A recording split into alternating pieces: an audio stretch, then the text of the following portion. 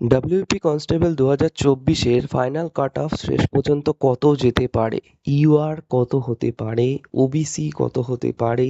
SC এবং ST এর কাট অফই বা কোথায় গিয়ে দাঁড়াবে? আর সবথেকে বড় প্রশ্ন, যাদের ইন্টারভিউ হয়ে গেছে তাদের মধ্যে কারা সেফ জোনে রয়েছে? আজকের ভিডিওতে আন্দাজে কোনো আমি সংখ্যা বলবো না যে এত সেফ জোন হতে পারে বা এত কাট অফ যেতে পারে। আমরা কি দেখব? মোট ভ্যাকান্সি কত আছে, কতজন রিটেনে কোয়ালিফাই করেছে, কতজন ইন্টারভিউ দিয়েছে, মেল ক্যান্ডিডেট কতজন আছে, আগের বছরগুলোতে কাট অফ কোথায় ছিল, আর সবশেষে এই সমস্ত ডাটা মিলিয়ে ডব্লিউপি কনস্টেবল 2024-এর সম্ভাব্য কাট অফ কোথায় গিয়ে দাঁড়াতে পারে। নমস্কার, আমি তোমাদের আদিত্য দা। আদি ডাব্লিউপি চ্যানেলে তোমাদের সকলকে জানাই স্বাগত। যদি তুমি ডব্লিউপি কনস্টেবল 2024-এর একজন ক্যান্ডিডেট হয়ে থাকো তবে অবশ্যই এই ভিডিওটা শেষ পর্যন্ত দেখো, কারণ এই ভিডিওতে প্রতিটি ক্যাটাগরিকে আমি আলাদা আলাদাভাবে এক্সপেক্টেড কাট অফ কত যেতে পারে এবং সেফ জোন কত হতে পারে সেই সম্পর্কে বিস্তারিত তথ্য আলোচনা করব। যে আমাদের যে রিভাইজড ভ্যাকান্সি প্রডিউস করা হয়েছিল, তো সেখানে টোটাল ক্যাটাগরি কতগুলো আছে, মানে সেখানে টোটাল ভ্যাকান্সি কত আছে। তো তোমরা দেখতেই পাচ্ছ টোটাল ক্যান্ডিডেট ছিল কত। টোটাল ক্যান্ডিডেট আমাদের এই ক্যান্ডিডেট হচ্ছে 11,749 জন ক্যান্ডিডেট আছে। এর মধ্যে মেল ক্যান্ডিডেট কত আছে? মেল ক্যান্ডিডেট আছে 8,212 জন। আর ফিমেল ক্যান্ডিডেট কত আছে? ফিমেল ক্যান্ডিডেট আছে 3,537 জন ফিমেল ক্যান্ডিডেট আছে।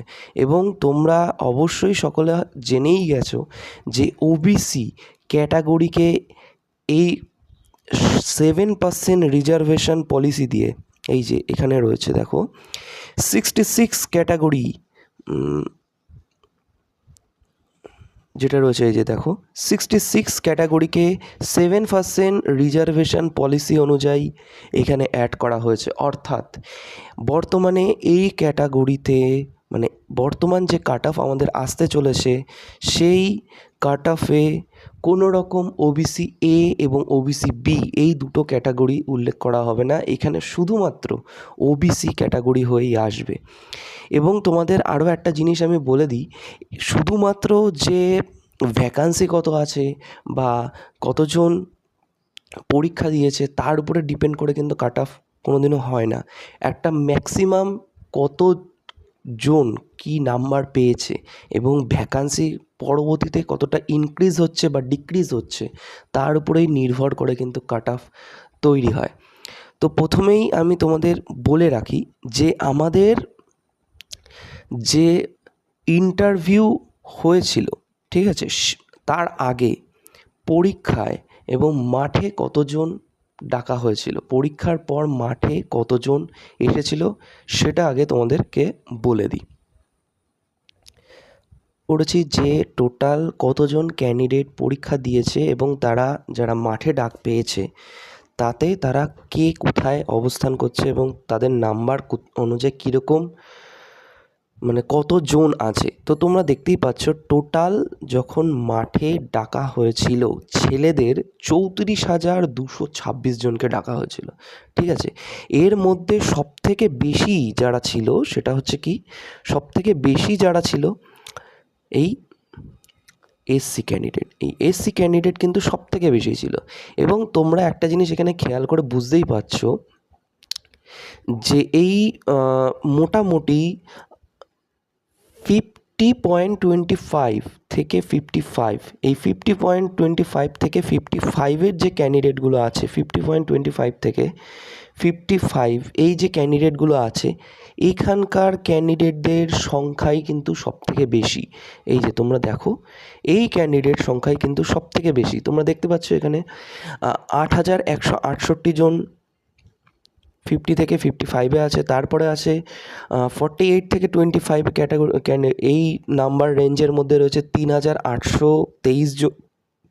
48.25 থেকে 48-এর মধ্যে আছে 5,174 জন।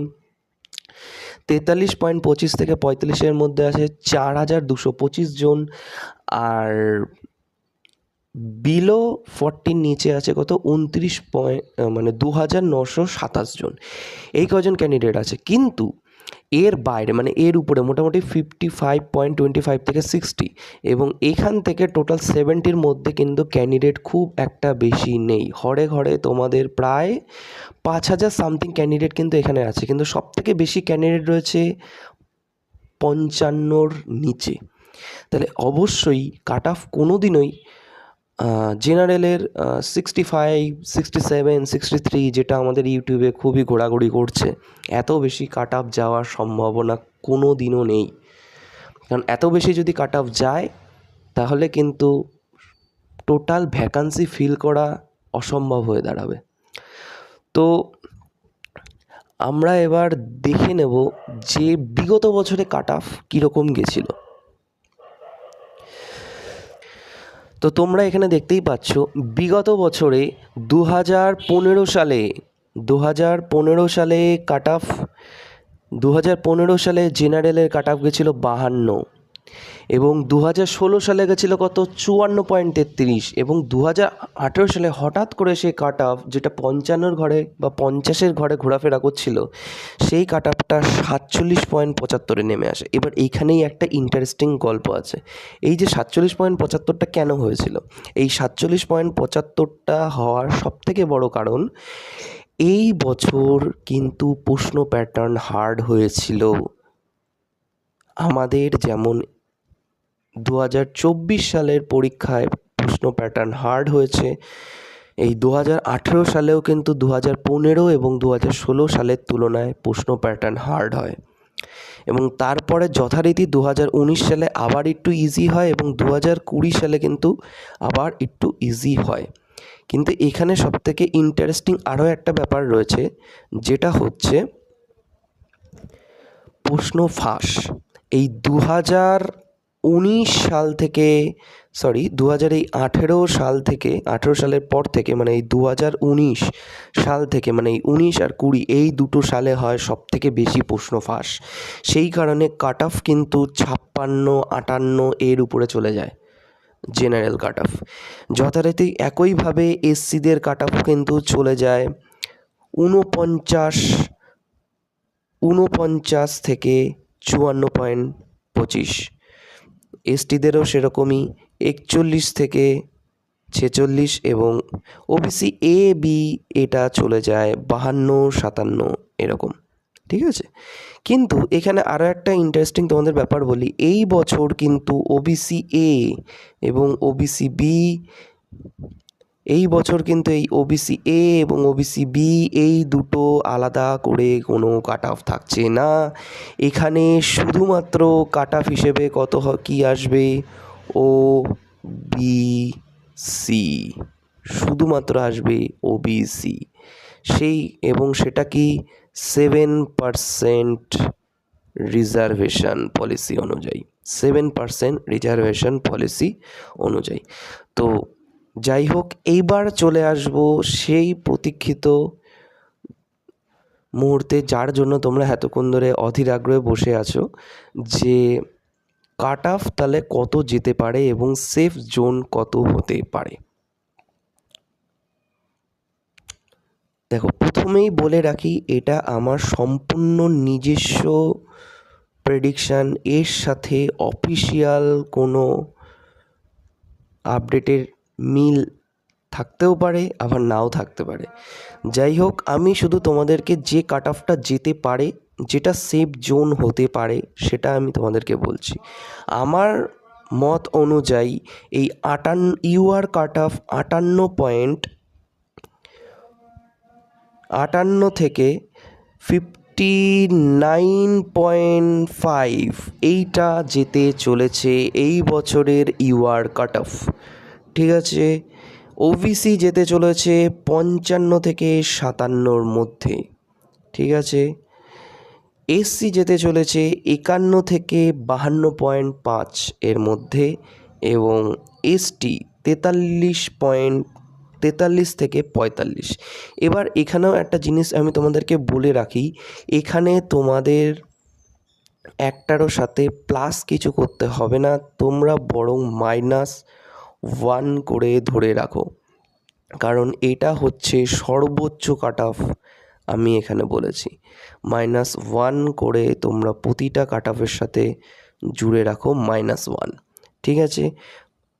এর বাইরে যাওয়ার কোনো সম্ভাবনা নেই।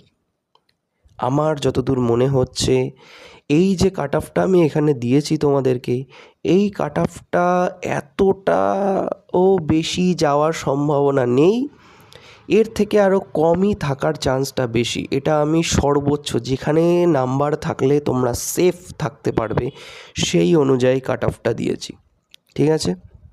তোমরা প্রতিটা কাট অফের সাথে -1 করে ধরে রাখতে পারো। বন্ধুরা, তবে আবারও তোমাদেরকে আমি একটাই কথা বলবো, এটা কোনো অফিসিয়াল কাট অফ নয়, এটা শুধু available vacancy, marks distribution, interview candidate সংখ্যা এবং প্রিভিয়াস ইয়ার যে ট্রেন্ড সেটা বিশ্লেষণ করে এই কাট অফটা তৈরি করেছি। তোমাদের মার্কস যদি কাট অফের আশেপাশে থাকে তাহলে অবশ্যই আশা রাখো, অফিসিয়াল আপডেটের জন্য অপেক্ষা করো। আমার মনে হয় এর বাইরে কাট অফ যাওয়ার সম্ভাবনা নেই।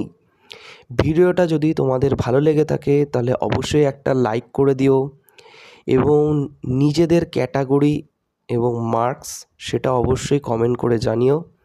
আর এরকম ডাব্লিউবিপি রিক্রুটমেন্ট এর আপডেট, রেজাল্ট আপডেট, এই সমস্ত কিছু জানার জন্য অবশ্যই চ্যানেলটিকে সাবস্ক্রাইব করে রেখো এবং পাশে থাকা বেল আইকনটি সবাই অল করে রেখো, যাতে যখনই কোনো নতুন আপডেট আসে সেটা যেন সবার আগে তোমাদের কাছে পৌঁছে যায়।